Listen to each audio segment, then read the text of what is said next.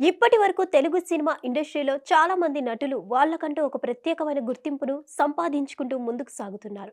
అంతేకాకుండా తమదైన స్టైల్లో భారీ క్రేజ్ను మూటగట్టుకొని ముందుకు దూసుకెళ్తున్నారు.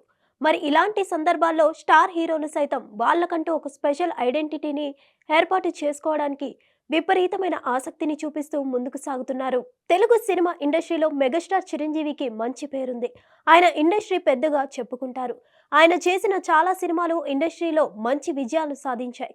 దాదాపు 45 సంవత్సరాలుగా తెలుగు సినిమా ఇండస్ట్రీని ఏకఛత్రాధిపత్యంతో ఏలుతున్న స్టార్ హీరో కూడా తనే కావడం విశేషం. మరి ఏదేమైనా కూడా తనదైన రీతిలో సత్తా చాటుకుంటూ ముందుకు తీసుకెళ్తున్న ఈ స్టార్ హీరో మరోసారి విశ్వంభర సినిమాతో ప్రేక్షకుల ముందుకు రాబోతున్నాడు. ఇదంతా పక్కన పెడితే తన మేనల్లుడైన అల్లు అర్జున్ విషయంలో చిరంజీవి కొంతవరకు కేర్ తీసుకుంటున్నట్లుగా తెలుస్తుంది.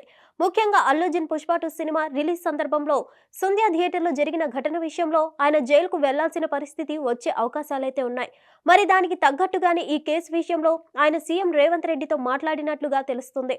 మరి చిరంజీవి ఎంత చెప్పినా కూడా రేవంత్ రెడ్డి వినకపోవడంతో వెళ్లి సోనియా గాంధీని కూడా కలిసి ఆమెకు పరిస్థితి గురించి వివరించి చెప్పినట్టుగా వార్తలైతే వస్తున్నాయి.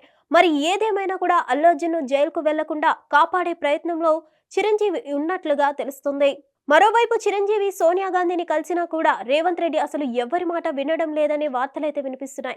ఇంకోవైపు పక్కాగా అల్లు అర్జున్ జైలుకు వెళ్లడానికి రంగం సిద్ధం చేస్తున్నట్లుగా తెలుస్తుంది. ఇక ఎలాంటి విషయాల్లో సామాన్య మానవులకు అందుబాటులో ఉన్నప్పుడే తమ పార్టీకి ప్రజల్లో మంచి గుర్తింపు ఉంటుంది.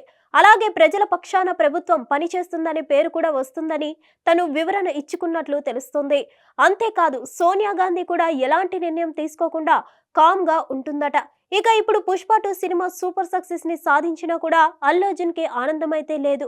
ఎందుకంటే ఆయన ఈ కేసు విషయంలో తీవ్రమైన ఇబ్బందులను ఎదుర్కోవడమే కాకుండా చాలా వరకు డిప్రెషన్ లోకి వెళ్ళినట్లుగా కూడా వార్తలైతే వినిపిస్తున్నాయి. హిట్ టీవీ యాప్ ని డౌన్లోడ్ చేసుకోండి. ఇందులో short news, live news, entertainment movies అన్ని అవైలబుల్ గా ఉన్నాయి. Please download Hit TV app. Hit TV app. Hit TV యాప్ని ఫ్రీగా డౌన్లోడ్ చేసుకోండి.